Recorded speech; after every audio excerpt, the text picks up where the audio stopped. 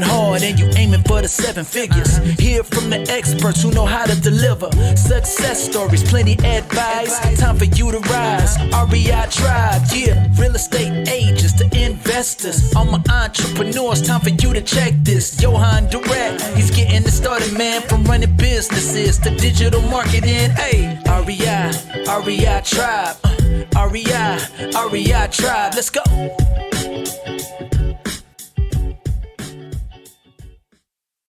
Hey, what's going on, guys? Welcome to the REI Tribe podcast, episode 2. Today we have a very special guest, my good friend Alec. What's up? So thank you for being here, Alec.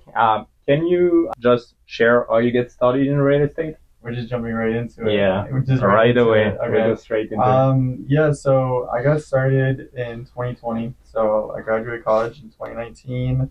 And right out of college, I was working in sports, which is what I was really passionate about.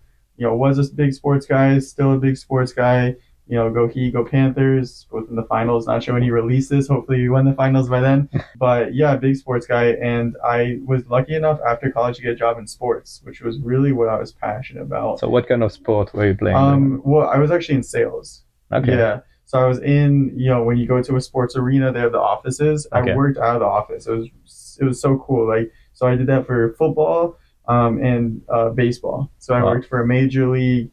I worked for the college bowl games down here in South Florida, and then I worked for an MLB team in Miami. So I worked out of the arena in Miami. So it's the Miami Marlins, and it was really cool. I would eat lunch in the bleachers. It was cool. The pay was okay, but it was a really good experience.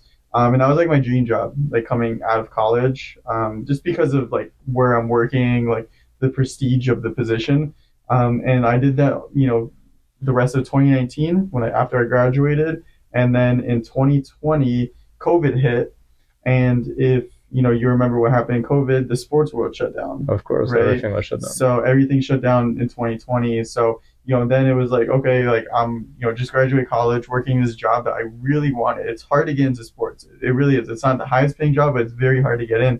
I got in, and now it's okay, sports world shuts down. MLB season's a week away from starting. That stops. So now it's okay, now there's nothing to sell. Mm-hmm. I was in sales. I'm selling season tickets, luxury seating, and there's nothing to sell anymore. So it's fuck, what do we do? So that's when I got started, or that's when I got unemployed, and they let go of the salespeople, obviously, and I'm man, I don't know what to do. So I ended up just stumbling my way through the rest of 2020, just like everybody else. I was on unemployment for a little bit. I fostered a dog for a little bit, which was really fun. I was living in Miami.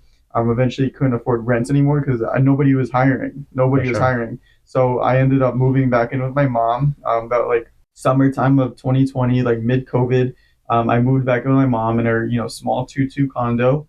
I was in Coral Springs, and I was living there. I wasn't doing anything. I was just going to the gym. Luckily, the gyms were opening back up, so I was just going to the gym, and then I would just play video games. I would just watch TV, play video games, go to the gym.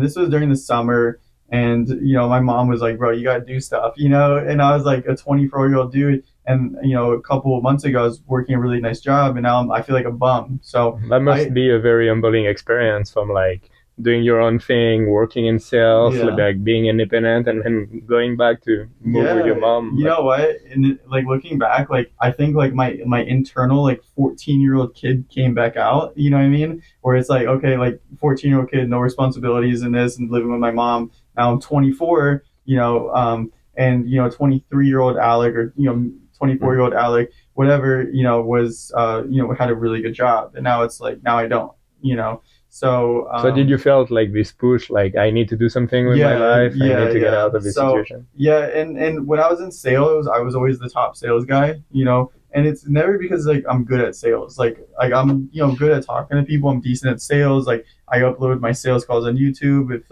anybody wants to check those out, you could see how I am at sales. I'm very transparent. I'm not a good sales guy. I'm not good at closing. I'm not super salesy. I'm not really good at scripts. I'm just very down to earth person, very, very chill, but I outwork people. You know what I mean? And that's why whenever I was in sports, and that's how I got into sports sales, is because I just outworked everybody. I was always the top sales guy wherever I went. I always finish top sales, and I always finish top activity as well, and those correlate 1 to 1.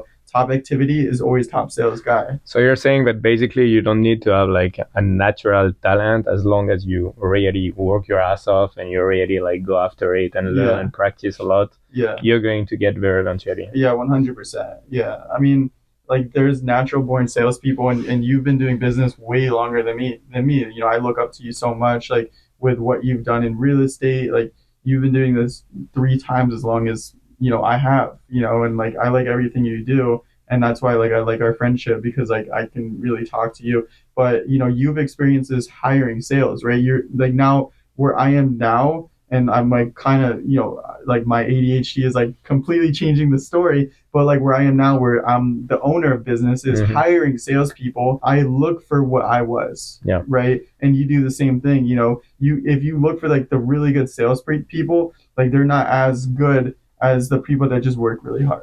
Absolutely. And anybody that owns a business understands that concept. Absolutely. And I think like, so first of all, I really recommend to everybody to watch your YouTube channel and watch those videos where you do those live phone calls, because, over the years of being in real estate, I've met many people that, run like real estate training and courses and everything, but very little guys actually practice what they're preaching. So that's what I appreciate about you. You're putting yourself out there, you're recording the calls, and you're publishing everything. But I feel it's really this thing about social media, and YouTube and all of that. It's your audience is not really going to be, you don't compare yourself to people that are at a higher level than you are, because your video might be sometimes not perfect, but you're actually talking to the Alex from 2 years ago, the guy that is just getting started and is going on this journey. So I think you're providing a lot of value to those guys. And it's funny because when I first got started, okay, so going back to my starting up story, completely different tangent, but it all relates, because this is about August, September of 2020, so same calendar year, I start trying to figure out what I want to do. So, obvious, things, drop shipping, stocks, all that. But eventually I kind of stumbled upon wholesaling. My dad actually bought real estate. My dad worked and works a W-2, but he every once in a while, one house every couple of years buys a house. So he has 7 rental properties. My dad never wholesaled. My dad never did sales, but he bought from wholesalers. So like the big wholesalers that, if anybody's in South Florida knows, he's bought from those guys. So he knew about wholesaling, and my dad kind of introduced it to me. So he's like, you're good at sales. Like you like sales, you like talking to people, like looking at wholesaling. So that's what I did, and I stumbled across the typical channels like the Brent Daniels and all those guys. I actually watched calling videos when I first got started. So there was a guy named Luke Rothbold, and he's kind of friends with like Brent Daniels, and I found him through Brent Daniels. But he used to post calling videos, like him cold calling while playing like video games, and I watched those videos, and I'm like, man, like this is cool. This is like the thing with sales is all sales is the same. Right. It's no matter what you're selling. Like I was like talking about this to somebody else. I'm like, I kind of want to just like go to work in a car dealership for a month. Give me like a few weeks to like learn like cars and stuff. For sure. But then like let me like get on the sales floor. I want to see how much I can sell, like low key. But the framework is the same. I feel as soon as you start, identifying the pain point and showing the direction, the framework is always going to be the same. And I was I was going to ask you, like, do you feel your experience working in sales at the stadium actually helps you in your wholesaling journey? Yeah, I mean, like I think now when I was cold calling, like I'm not really cold calling as much anymore. I have VAs and stuff. But when I was peak, me cold calling, which we'll get into eventually, I guess, but really was the same cold call as selling season tickets. Hey, instead of, hey, this is Alec with a blank blank sports team. I saw you came out to, our game last season. I hope you're coming out this season. Like we have some special offers on seats. Instead of like that pitch, now it's, hey, this is Alec. I drove by your property. We recently bought one in the area. We're looking to buy another one. Are you thought about selling? Like it's the same framework. You know what I mean? Like just take out the product, take out where you're from, and just plug them in. Like, hey, I saw you came into the car dealership last month, but you didn't buy it. I don't know. I don't sell cars. And but like, you know what I mean? It's funny that you talk about that because back in the day when I was like at the top of my wholesaling company, I was really looking forward to hire people working in car dealership because I noticed that people that are actually out of real estate, the worst hire you can have as a closer in your real estate company for wholesaling would be a real estate agent because they come with all this knowledge, all this technical knowledge, and they have this kind of habit to almost like vomiting everything on the seller, which is the thing that you should avoid. Now, a salesperson that has been trained in car dealership or any other kind of industry, they're really following this sales framework. They're really digging for the pain point, finding the problem, solving it, and showing them the bright future. So I totally agree with you. Yeah. And just to add on to that, and then I'll get back into like the overlying story, is I'm not really hiring as much for my wholesale business anymore. Like I kind of, on purpose, right? Sure. But when I was like peak hiring and I was looking for cold callers and texters and, whatever, like I preferred people that didn't have real estate experience because it comes with all this baggage, right?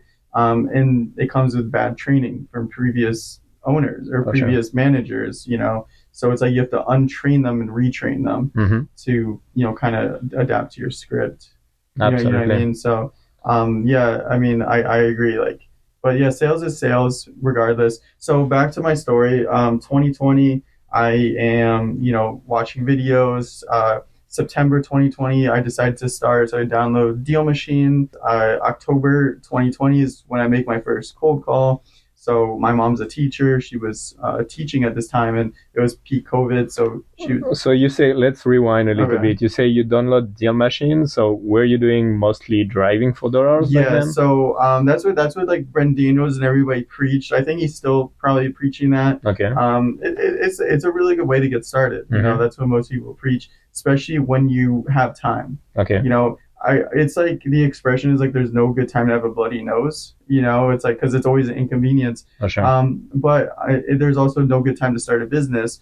But I got lucky because like it kind of all made sense. My expenses were low. I was living with my mom.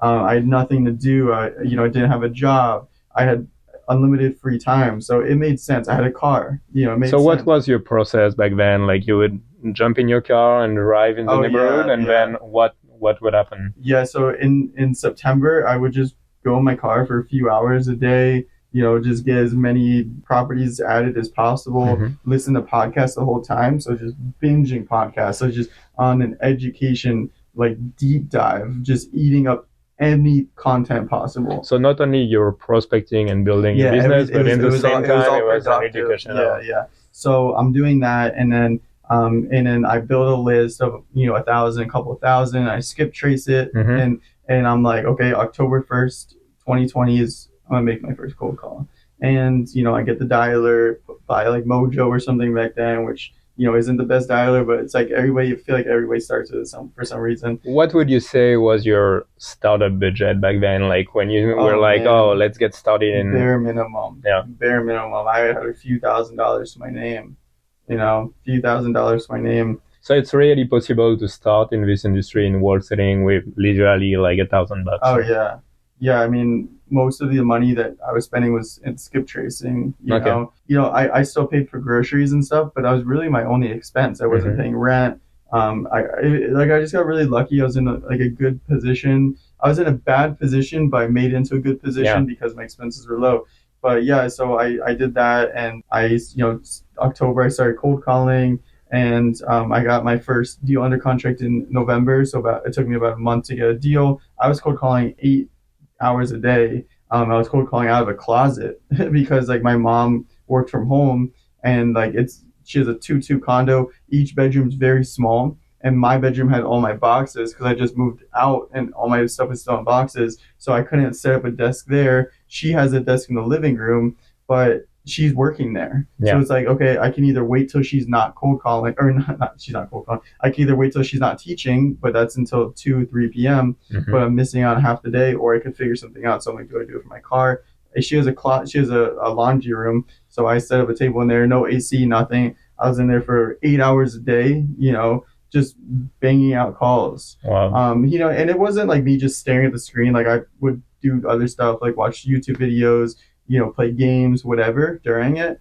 Which is one thing I always recommend is entertain yourself while cold calling. Bro, it's brutal. Like cold calling isn't fun. Like I don't care anybody says it's not. But yeah, I entertained myself and I did that. So I got my first deal under contract in November. It took me about a month and a half. So what does it take like to get this first deal under contract when we talk about cold calling? Because I think most people got kind of discouraged with cold calling because they're making, 10, 20 calls. They're going to get screamed at 19 out of 20. And so they're just like, stopping there and being like, cold calling doesn't work. So what does it take? Like, I assume it's like we're talking about hundreds, if it's not thousands of conversations to get this first deal under contract, right? So how I kind of think of cold calling is it's luck, right? I kind of think of all sales as luck. Mm-hmm. I think you're just lucky to talk to the right person at the right time, right? But if it's all luck and you're just lucky to talk to the right person at the right time, how do you increase your luck? Well, that's by putting more in, right? The more in you put, the more out you get. So it's like if I make 1,000 calls, I'm 1,000 times more likely to get lucky than if I make one call. So it's just like getting lucky enough to catch the person, right? Because think about cold calling. Like not only are you catching them at a time where they answer their phone, right? I get a lot of calls. You get a lot of calls.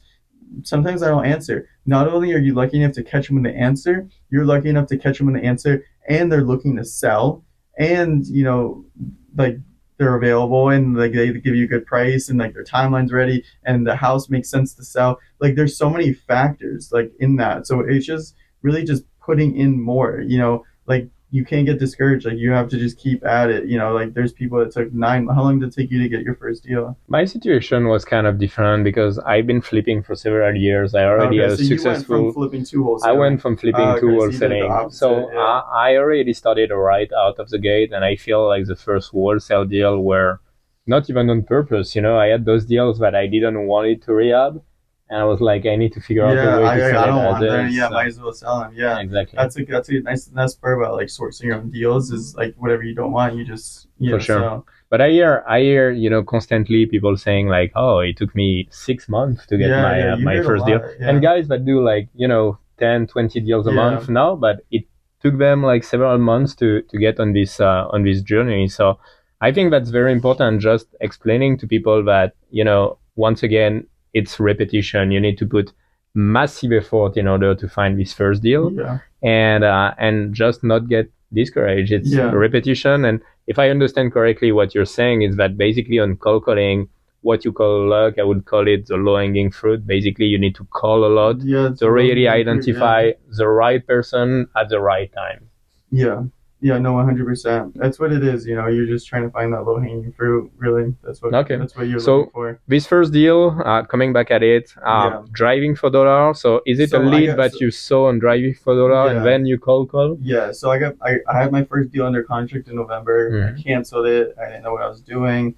Somebody else made good money on it after I canceled it. So why did you cancel it? Was it the disposition part? Yeah, it was the disposition part, and it was a good deal too. It was a good deal too. So you didn't like build your buyer list first. You were like kind of like locking up a deal, and now you're like, what do I do with it? I think I had a decent buyers list, but I didn't like network enough, or I didn't like use other wholesalers to help me find buyers.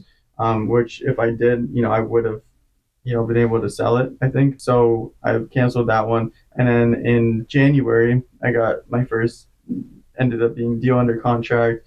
I got it under contract for $235 and I sold it for $240. Somebody else brought the buyer. So I learned my lesson this time and we split 50-50. So in January 2021, closed my first deal for $2,500. And then in February, I closed 2 more. March, I closed a couple. And then I ended up, closing like 15 deals that year.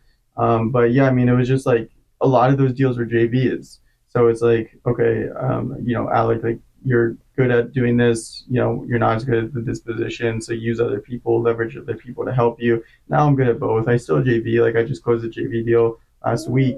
Will that be your advice for someone that might be listening to us today and is just getting started? They watch those videos, they're making a lot of phone call and they're locking up this first contract, would you recommend going straight into more experienced wholesalers to just do a JV, or like look for buyer first and then lock up the deal? Like, what would be the perfect, blueprint for someone that gets started? I mean, everybody tells you something differently. I think like everybody's preaching, oh, find the buyers first and then find the deal and then reverse wholesale it. I mean, I'm still a fan of just like taking action, regardless of how you do it. I like acquisition more than disposition. So it's like network with somebody in your market that can help you with dispo. Sure. And then leverage them to help you dispo it. I love this model of doing the joint venture when you're getting started, because let's be honest, this reverse wholesaling model, if you take your phone and you call all the cash buyer in your market, why would a guy work with you? You don't have any track record yet. You don't have any deals to show up. So why not just focus on locking up the contract, working with someone that already built their network? It's a relationship-based business, and I feel like, especially in a market like we experience right now, and we're going to talk about the market condition, but I feel right now you really see who put the effort of building their buyer list and really nurturing those contacts, as opposed to 2 years ago or a year ago, where everybody would just mass blast everybody and wait for offers to follow. I miss those times. Yeah, we all do. But yeah, disposal it's a lot different now. Okay. So you were saying that on your first year, like the first deal was a little bit complicated. You had to cancel it. So the second deal went pretty well. Somebody brought the buyer, 50-50 did, and I had some other deals after that. And then you started to really get some traction in your business. A lot of people ask me like, it took you 3 months to get a deal, and then why did you get 2 deals after your first deal? Right? Like, how does that happen? Like, it should take you another 3 months, right? Like, technically, you average 1 deal every 3 months. Yeah. Like, how'd you do 2 deals in your 4th month, for example? That's just pipeline, right? So in sales, there's the 90-day rule. Whatever you do today affects your sales funnel in 90 days. So that's the reason why, the funnel just kind of, worked its magic. And eventually, after I closed that first deal, leads from months prior were, okay, we're ready now. So it just, that's how like the funnel works. So when you say, but I find it very interesting, this 90-day sales cycle. So are we talking about cash conversion cycle between the time that you would lock up a deal now and the time that you actually get paid? Or is it like more on the marketing standpoint, like, hey, you start spending some money on marketing today and you're going to see this money back in 90 days? It's that. Yeah, it's the second one. It's just follow up. So even today, let's say I've been in it for 2.5, almost 3 years. Even today, it's still an average, lead generated to close is 3 months. Okay. Still today, right? So it doesn't change. Like, that's just the standard in sales. I don't know why.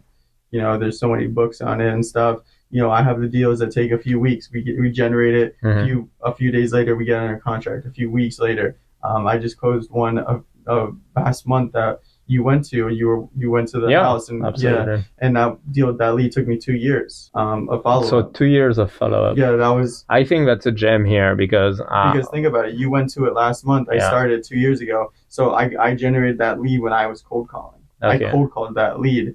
And that was when I first started, yeah. And that's something that I see over and over again with wholesalers, when they're like, oh, they blame it on the quality of the lead, or they blame it on a multitude of things. But then in my marketing agency, for example, we look at the KPI and I'm like, okay, but you only called the lead 2 times in 90 days, I feel that people don't really estimate how many follow-ups you really need to do in order to succeed. So you're the living proof that, a lead that you generated 2 years ago, you've been on top of it during all that time. And it was probably a cold lead back in the day. It was not ready to sell, but then you warm it up until it was ready. Yeah, you just keep following up. It's really just staying in front. Hey, how's it going? Ready? No? Okay, no problem. 2 months later, hey, it's me again.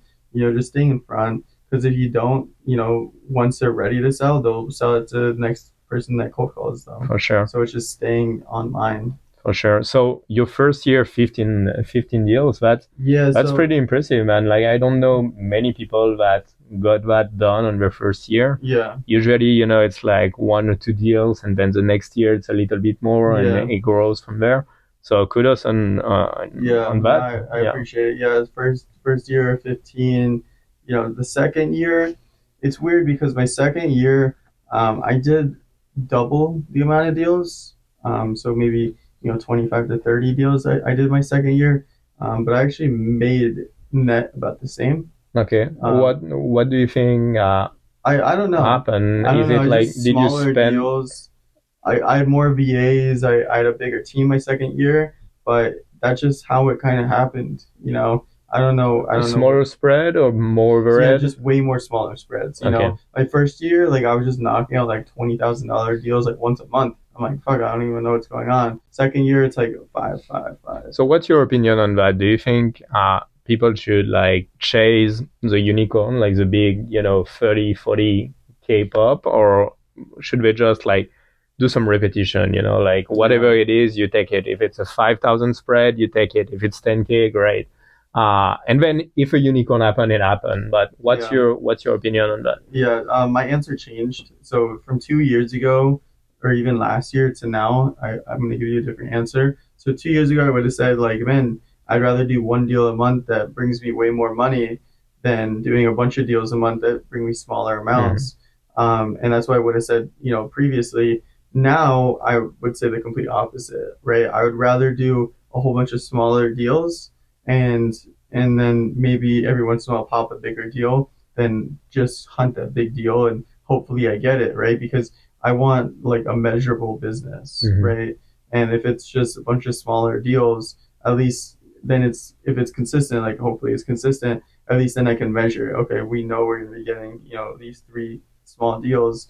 Maybe we'll pop out a big one, 5 small deals, maybe we'll pop out a big one. But instead of like hoping that we get one big deal for that month, we don't, then we have no deals. So I think it's a balance at the same time. But if I have to pick one, I would rather do more deals and have the average deal be 10,000, than the average deal being 50,000, 40,000, and maybe getting one a month. Yeah, that makes perfect sense. So going back at those 2 first year in business, were you just focusing on one market in your local area in Fort Lauderdale, or were you targeting different markets? Yeah, I was just in Fort Lauderdale. Well, I mean, Broward County. I did a lot of like Pompano. My first deal was in Fort Lauderdale. My second deal was in Pompano. My third deal was in Fort Lauderdale. So really just like East Broward is where I focused. And my first year, I only did deals in Broward. It was only Broward. Second year, I was like, okay, maybe I should start doing Palm Beach, Dade a little bit.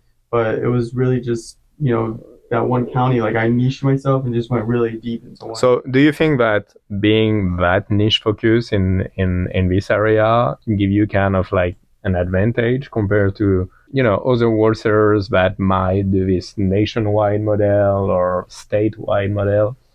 Yeah, I mean, looking back, bro, that nationwide model in 2020, like that was good back then.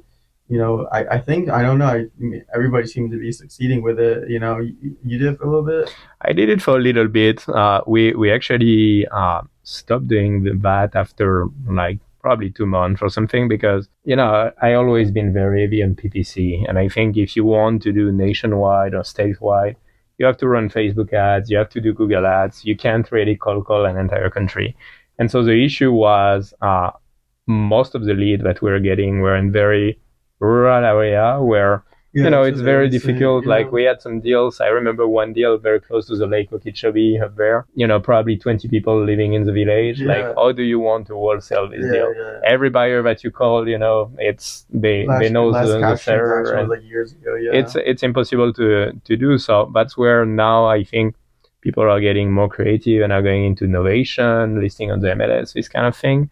But back then it's not a model that I would have recommended to anyone. I think really, like what you did of really niching down in one market and really mastering your small local area, I think it's a huge asset because then it gets easier to run comps. You can just, by hearing a street, you already know what we're talking about. Exactly. So I think it's a huge value. And if you look at it now, I think everybody is kind of going back at it. All the wholesaling companies were kind of spreading themselves, picking 2-3 markets. But as the market kind of shifted in the last few months, now everybody is coming back to the local area, which has been your model all along. So yeah. I mean, and now I'm kind of doing the opposite. So now it's like I don't even do that much in South Florida anymore. Maybe one every couple months, right? So why is that? Like, what make you expand to different areas? You're still doing exclusively Florida, right? Yeah, Florida is still I your just do focus. Florida. I mean, like, I think every market in Florida is like a whole new market, right? It is, yeah. I have an Airbnb in Tampa, and like when I go to Tampa to see my place, it feels like a completely different. I mean, it is a different city, but it feels like a completely different place. Like I don't have South Florida vibes at all.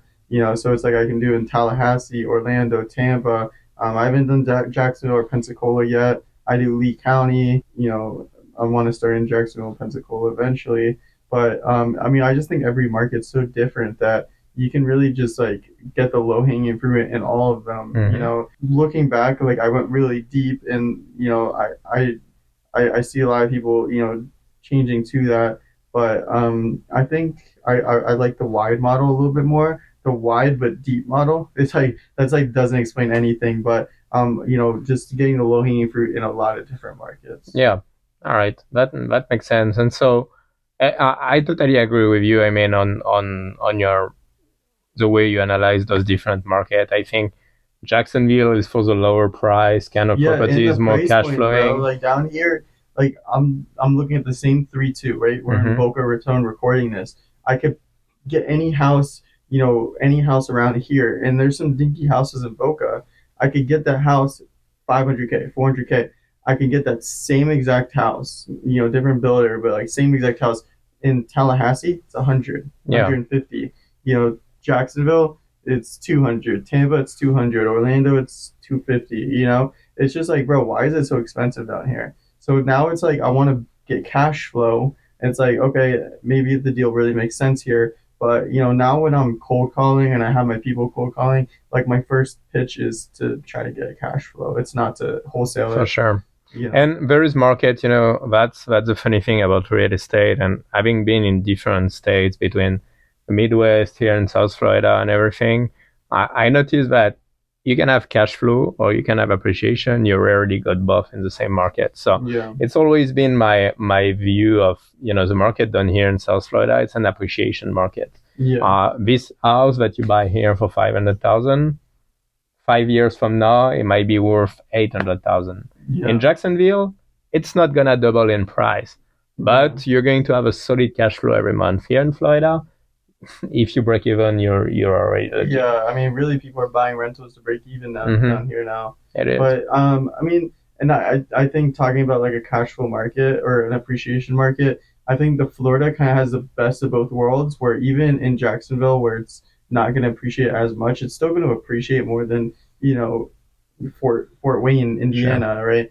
But I think one thing with Florida, it's like, okay, you're getting maybe cash flow, maybe appreciation, but now you're getting destroyed by taxes and insurance, right? Like, how much is taxes and insurance in Detroit? Is it expensive? So property tax are actually expensive. I'm doing a flip right now that we're going to go on the market at 170, I think. The property tax in this one are $6,000 a year. So that is expensive. That is pretty expensive. Yeah, that's a lot. What about the insurance? The insurance are very cheap because obviously you don't need flood insurance. Yeah, hurricane insurance. Hurricane is very expensive. You.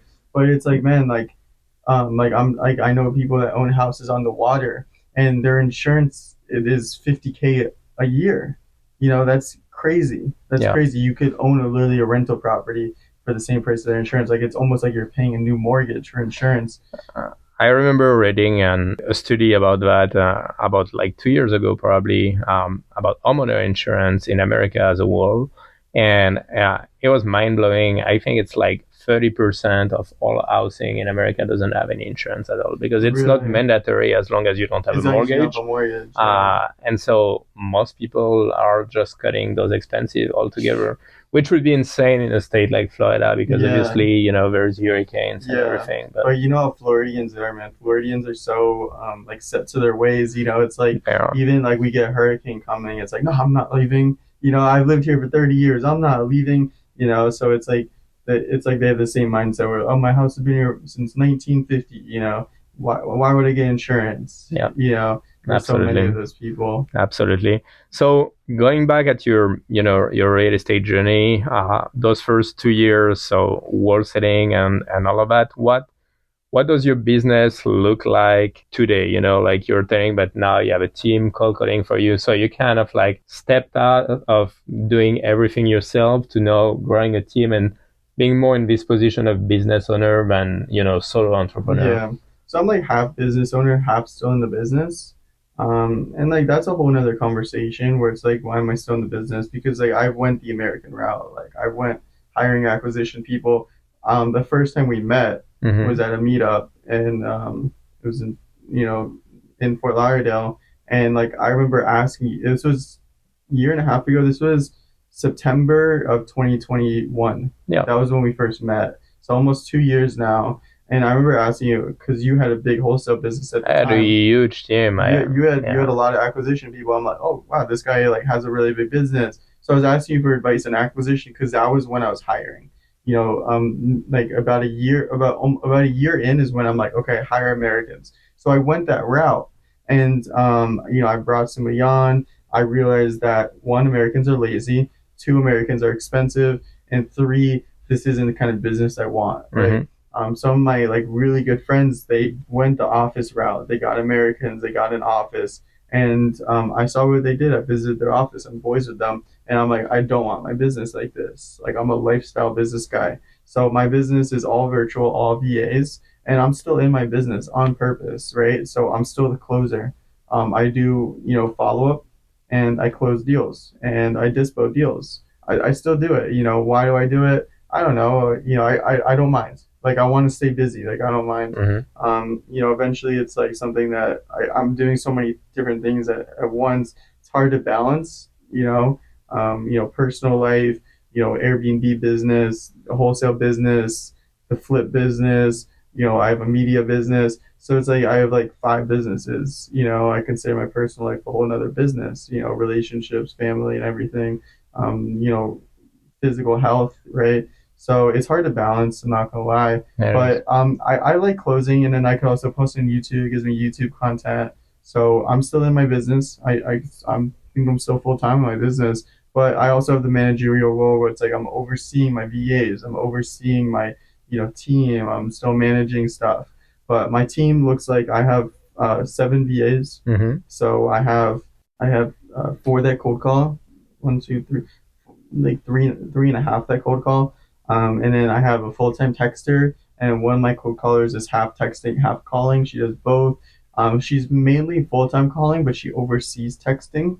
So I have, 1 to 2 texters at any point, and then I have my callers calling all the time. And then I have an admin VA, and he, just manages my lists and, gets a new list in the dialer and gets a new list in the, stuff, runs KPIs, and he does all that stuff. And that's my whole team. Like It's nothing crazy. It's a very easy business, That's very interesting. So I remember perfectly having this conversation with you about the closers and everything. And I think my answer back then, or maybe it was before I realized that, but we tried everything to, hire Americans here in office. We tried to hire overseas as well. And that's one of those topics where I don't think there's any good or bad answer. Some people, as you say, like works very well with American in office, and I can see the value because no one is going to perform like an American closer in an office. You can really create this company culture, and you're going to be able to really find someone that is going to be able to relate to the homeowners. They understand the culture. It's going to be way easier. Problem with Americans in office here in a closer position is that most of the time in real estate, they're going to have this entrepreneur kind of mindset. And they're basically seeing the blueprint of your business. And I tried so many times. We probably went over like 8 different closers, and the same scenario happened every time. It's either I had to fire them because they weren't making the cut, but the one that did, I trained them for an entire year, spent some money, in training and everything, and after a year, they quit and they start doing their journey because they don't really see. I think it's like basic human behavior. You don't see, what it takes, things that the marketing span and all the back office transaction coordination and all of that. You just see how much you're making as a wholesaler, seeing the whole assignment and thinking that it's only profit. The VA route is slightly different because it's more like they're going to be more loyal to you. They're not going to leave your company that easily. I never experienced a VA, starting a wholesale company. Now the problem is, and you probably experience it, I don't know in what country you hire. I assume probably Philippines, right? Most of my VAs are from the Philippines. Okay. Yeah. So you have this cultural gap. I had an amazing VA that was in the Philippines. She's been with me for 5 years. I had a sales coach in-house, like training them, doing like 3 times a week, sales call, role play and all of that. But when you listen to the call recording, sometimes when the seller would make some kind of jokes or reference the local sports team, something that you would catch up right away. The VA doesn't get it. So there is no perfect model, and I think your current setup of having them doing the cold calling, because that's something you want to delegate, because honestly you would eat yourself to just cold call all your life. Imagine that. I still know people that cold call start at the same time as me. It blows my mind. I don't know if they do that. I don't know. I don't know if they do that. I mean, I think that's just one thing you accept when you have a VA is max they're going to be like 70 to 80% of you, right? Like no matter who you are, if you're new, if you're experienced, if you're 10 years in, 20 years in, 1 year in, that VA is going to be max 70, 80% of you, right? Of course. They're never going to be as good as you. And I think that's a key point. You need to accept that it's not going to be as good as if you're doing it yourself, but then you're kind of buying back your time. So freeing up this time allows you told me that you have 6 different businesses right now. So you couldn't really do that if you were still the one doing your own lead generation, texting, cold calling, and doing all of that yourself. I mean, now I have like some Latin, VAs, like I like the Latin VAs. I like it because the time zone isn't as brutal, not 12 to 13 hour difference in time zones. And also, Latinos, Mexicans, Colombians, Venezuelans, whatever, they can relate to American stuff or like United States of American stuff a little bit easier than a Filipino. With that said, I love Filipinos. Filipinos are like my favorite people ever. Like, I love all my VAs. I've had, a couple of VAs for over 2 years now. I've had, some other VAs for a year, some for a few months. I love Filipino VAs. Like, they're very hardworking people. The hardest working people. In my experience, I've only fired one VA. And otherwise, everybody has been super loyal, super trustworthy. And I don't really check them. Like, I used to, like, monitor them, like, go and screenshot monitor, check what they're doing. Okay, they're working. How are their hours? I don't really check that anymore. Like, there's just inherent trust. And like, I love hiring Filipinos. But the accent's a barrier. And that's one thing when you're hiring a cold caller is like, it could be the best cold caller ever. But if they have an accent. Yeah. And I feel like it was kind of the issue with the Filipinos sometimes.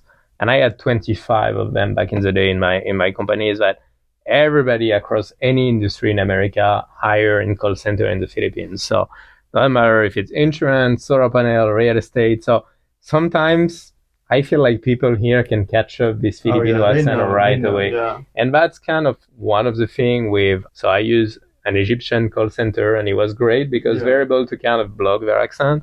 And then Latinos, especially here in Florida, it doesn't shock anyone. Like, Latinos, everybody speaks Spanish. It's part of the culture. So it's great. And Colombia, I think, is one of the greatest country to hire because they're kind of born in the American culture. You've been to Medellin as well. I think we were like going there at almost the same time. Yeah, we went there a little bit before me. They all speak English. They all like catch up to, they watch movie in English. It's they're very close, and it's 1 hour difference. So obviously, I feel like working at nighttime, like Filipinos or people in India, might take a toll on your body, at some point when you do that for 30 years. They're used to it, though. They're used to it. Because Philippines is like almost like the culture in the Philippines is call center. For sure. Like it's like majority of the I don't even know the stats behind it, but like call centers are the culture in the Philippines, so they're all used to it, But yeah, no, I agree. I love, Latino, my Latin VAs, my Mexican VA. Like I love, everybody in my Latin countries. Amazing. So to recap a little bit everything, so right now your structure is 7 people in your company. They're all mostly working on lead generation, except one that is more like an admin person managing everything for you, which is time saving because pulling list and everything. And he's smarter than me too. He's a smart guy. He's Indian. He's a smart guy. So it makes way more sense. Yeah. Okay. All right. Sounds good. And so your lead generation today is already cold calling and texting. How do you feel about texting? Like we hear a lot of things about, regulation changing with the fund carriers and all of that. So is it still performing today? And so I used to use batch leads to text. This was a year ago. I used batch leads to text, and I used it when it first started, and it was fine. And then they started having all these I forget what they're even called, like D to D or L to D or something like that. D10 or 10 DLC. 10 DLC. Yeah, 10 DLC.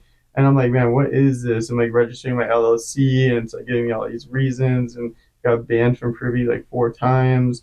And like I'd have to like reinstate myself and then get banned again. It would be like, why are you texting these people that said stop? And it would be like, show us proof that they opted in. I'm like, bro, this sucks, I don't know how people still text on that platform. I guess they fixed it or something. But I moved to launch control about a year ago. So I've been on it for like a year now. And like I really like it. As of right now, like I didn't really have to register anything. Like it's just you buy it, you get a phone number, you just start texting. Like they just kind of handle everything for you. So I haven't really seen like a big difference. I'm still getting, an 80 to 95% delivery rate on the high end. Sometimes it's less if it's like an older list, but the average is about 85%, I would say, like a decent delivery rate. We're not getting as many deals from texting, but we're doing on such a volume that it makes sense. And I find that the texting leads, for some reason, they need a little bit more follow-up.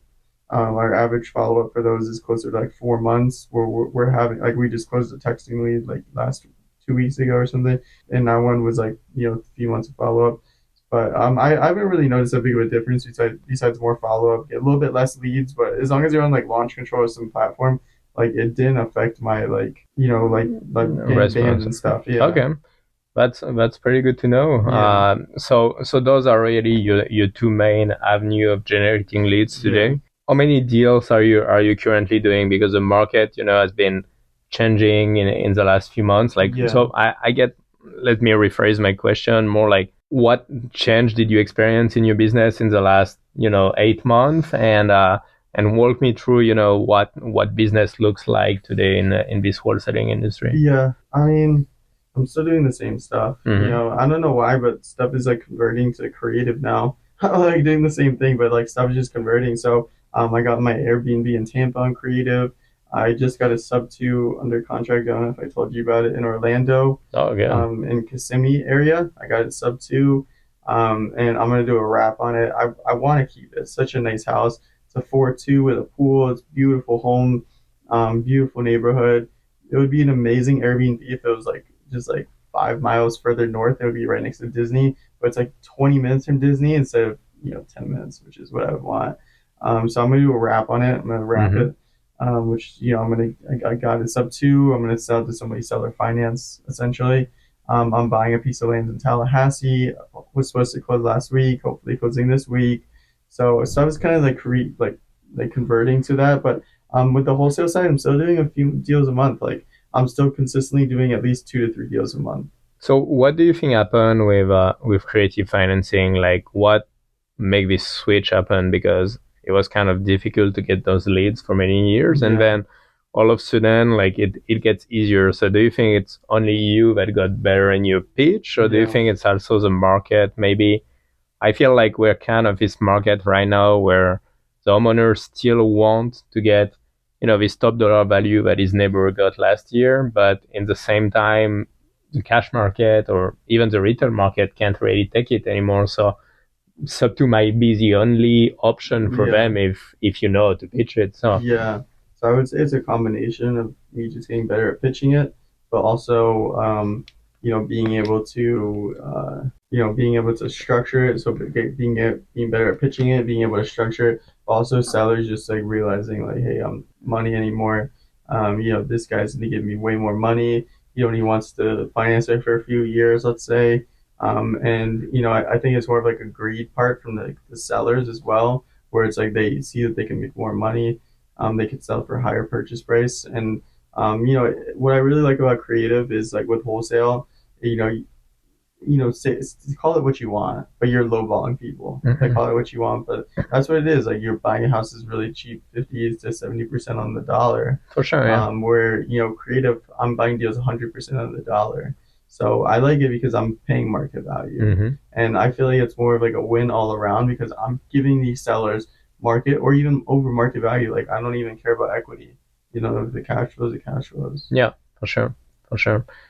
Do you see like from those deals that you've been pitching, do you see like a specific avatar of client on sub two? Because I kind of feel like sub two is not for everybody. It's not going to be 100% of your lead that turn into a creative deals. What's your take on that? Yeah, so I mean, for my Tampa house, the avatar was just tired landlord. For my Orlando house, I'm getting the avatar was seller wants top dollar and is moving out of state and doesn't want to deal with listing it. Do we have any equity in the deal, like in those both scenarios? The Tampa one, no. Especially after repairs, like I ended up putting more money than I thought into it. So I have no equity in that. Yeah, I was talking more about the seller because, like, is it a scenario where if they were going the retail route, they would have to kind of cut a check at closing to get rid of the house? Sure. Or? Yeah, the Orlando one, they would have won. I'm giving them 19,000 at closing for the Orlando one, and they couldn't sell it if they listed it. I'm giving them 270K. The house is worth 300 fixed up, and the house needs to be fixed up. Okay. So yeah, they would just be breaking even if they sold it, and now they're making 19K. So and then with this land in Tallahassee, I'm paying $40,000 for this dinky piece of land. Thing's not worth 40,000. It's worth 10 to 15 tops. I'm paying 40 for it, but I'm giving them $1,000 down, and I'm paying the rest for 30 years. So it's like it makes sense. So that's great. Yeah.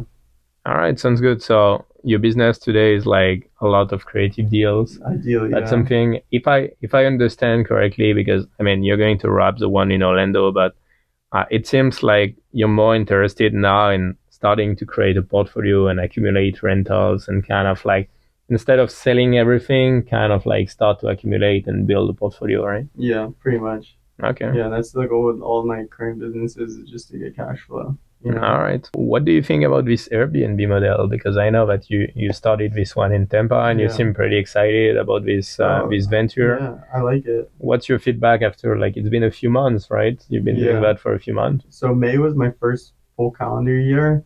I need to calculate what I made. I haven't even done that yet, but I would say it's around 2,000 on like conservatively 2,000 I made. And my monthly payment for my mortgage, taxes, and insurance, both mortgages, is 900 and change. So let's say 1,000. So like after expenses, I'm probably cash flowing like $600, which is pretty good. So I guess maybe I'm spoiled because Tampa's a good market. My house is right next to Busch Gardens. It's summertime. People are getting out of school. They want to go to the parks. So that's the timing's working out really well. But I didn't have an Airbnb before, like when Airbnbs were like hot, and now Airbnbs are like being bust, whatever. But I see Airbnb working really well. I think it's just like how good are you at setting it up? Because like even in my local market where I have my Airbnb, I could look at other Airbnbs and be like, okay, like his front picture is a picture of his house, like the front of his house. that's not a good front picture. He should have a picture of his living room. His living room is nice. Why is that not the front picture? Or, okay, this is a nice house, but he took the pictures on his cell phone. Why are you doing that? I spent $200 getting professional photography for my house, but my house looks so nice on the pictures. It's just like small things. I can read a description and see how good this person is at setting it up. But I've just dove deep, like just how I did with wholesaling, where I just spent like weeks diving deep into this content. Did the same thing for Airbnb. Yeah, because it's a new business, so you have to start all over again, and there's a learning curve. Yeah, I want more though. It's fun. Like it's actually fun, So is there any like, we see like a lot of people advertising now courses about, doing Airbnbs, and there's a bunch of training program and everything. Is there anything that you discovered while doing it that you were like, oh wow, that wasn't part of the plan, like it wasn't something on the book? Because we hear like a lot of interesting stories about Airbnb. Did you have any experience with like as a guest or anything like that? Yeah, I went through so much of this house that like I haven't posted about on social media. Not a lot of people know about all the stuff that I've gone through with this house.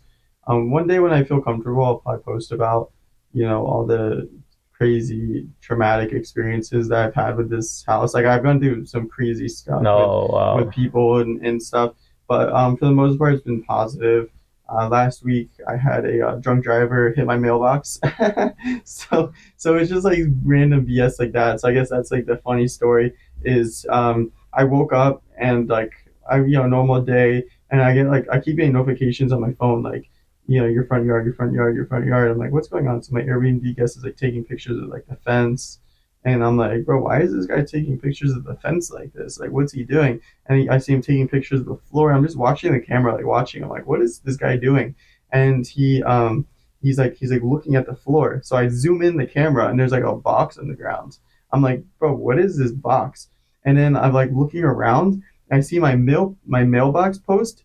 The mailbox is gone, bro. I'm like, wait, what? I like exited the recording, refreshed it. I'm like, oh, what the heck? My mailbox is gone and my trash can's gone. Like the big blue trash can is gone. I'm like, bro, what is going on? And then my Airbnb guest messages me. He's like, hey, don't be mad, but I came to the house this morning or last night and I noticed your mailbox is gone. Like it's on the floor. It looks like somebody hit it with a baseball bat.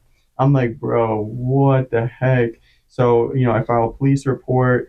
It's funny because there's a broken mailbox. The Airbnb guest is taking pictures, and next to the broken mailbox is a cell phone. So the person that broke my mailbox left their cell phone. And then he also took pictures. My neighbor's mailbox is broken. So I'm like, okay, it wasn't targeted at me at least, but it sucks for my neighbor. So of course the Ring camera didn't record it. It was, from 11:16 p.m. to 11:19 p.m. my Ring camera decided to stop recording. 11:16, mailbox is there, trash can's there, and neighbor's mailbox is there.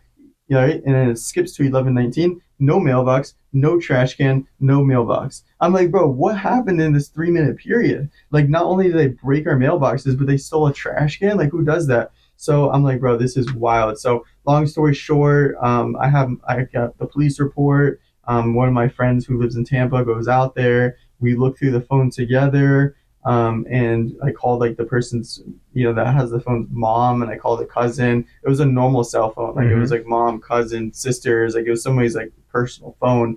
But when the Airbnb guest got it, he said the Wild West theme song was playing, which was like wild to me. I'm like, bro, what is happening? But yeah, I ended up giving the phone back to the police. They gave it back to the guy. They couldn't link it. Even though the phone was at the mailbox, it's obvious. Like there's a phone at the mailbox. It's who else would it be? You can't link it. And of course, my camera didn't record it. So luckily, my neighbor's camera recorded it. And it was a drunk driver. He swerved. My house is like near a gas station. He swerved out of the gas station, hit my mailbox, went down, hit my neighbor's mailbox. I didn't see the recording. The police officer told me this. I don't know what happened to my trash can, though. I'm like, bro, like he swerved, hit my mailbox, he hit my trash can. Where'd my trash can go? So I had to order a new one, which is free. Luckily, I just called the city. I to this day I don't know where my trash can went. It's a big trash can that the dump truck picks up. But yeah, he hit both our mailboxes. I spent $150 to get a new mailbox, and yeah, I actually recorded me calling the cell phone. I recorded it, and yeah, that's the story about wow in my mailbox. That's absolutely insane. So you were talking about a manager. What's your role in all of that? Like, do you self-manage a property, or do you have like a property manager handling everything for you and you're completely hands off? Yeah, I self-manage it. I mean, like, it was like, bro, what's an Airbnb property manager? 20%? You don't need that. Mm-hmm. It's a lot. It's a lot of money. You don't need that unless you really want to be super hands-off. You don't need a property manager, in my opinion. Maybe on scale you do if you have like 10 Airbnbs. Yeah, it must be the difference between, people looking for just passive income and someone that sees it as another business like you do. Yeah.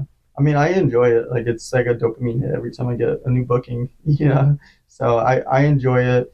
Like, I'm still dealing with drama. Like, I had a guest today, just checked out today, and I've been talking to my contractor. My contractor is actually at the house right now, and they're fixing, the guest clogged the toilet, the kitchen sink is leaking, and the bathroom the bathroom tub is like the siding on the bathroom tub is peeling off.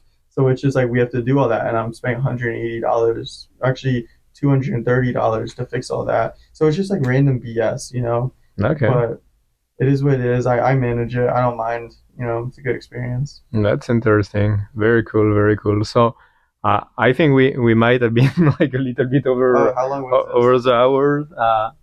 I don't know exactly. Was it an hour? Yeah, I don't know exactly. But I feel like we could have those conversations for hours and hours. Yeah. So is there any parting words that you want to leave to the audience? Like any advice, again, thinking about, all this journey you've been through, all those things that you learn, obviously there would be a lot of things to say, but is there any key advice that you would like to give to the younger Alec from 2 years ago? Yeah, I mean, I think if I knew the younger Alec 2 years ago, I'd be such a good influence on him because I could lay out everything that we went through. But yeah, I mean, it would just be stick at it, there's so many down points that people don't talk about on social media and stuff that everybody faces. It's a roller coaster. Just stick at it. It's 2 years ago, I really wanted Airbnb. I really wanted all this stuff, and I take it for granted now, but I have it. I mean, I wanted a business, I have it. I wanted this, I have it. I have I wanted to start posting on YouTube, I do it. You know what I mean? So it's man, I just it happens eventually. Just stick at it. How would you suggest for someone to structure that? Because when you're telling me I wanted an Airbnb, I have it, all those things, it seems like you are planning them. So is it a vision board? Is it writing down your goals? So do you have any? I don't do any of that. I mean, I write down my goals, of course, but I'm so lazy that it's just thinking about stuff. So you're just naturally staying on track. You have this vision of I want to accomplish that. And, I mean, of course, I would say the days might daily days go up, like this, stagnant, up like this. But maybe it goes like this, dips every once in a while. But in the long run, even with those dips, if you just look at it that's micro. But if you just look at it macro, it's always that. So if you could set up your days and your weeks and your years to always be like that,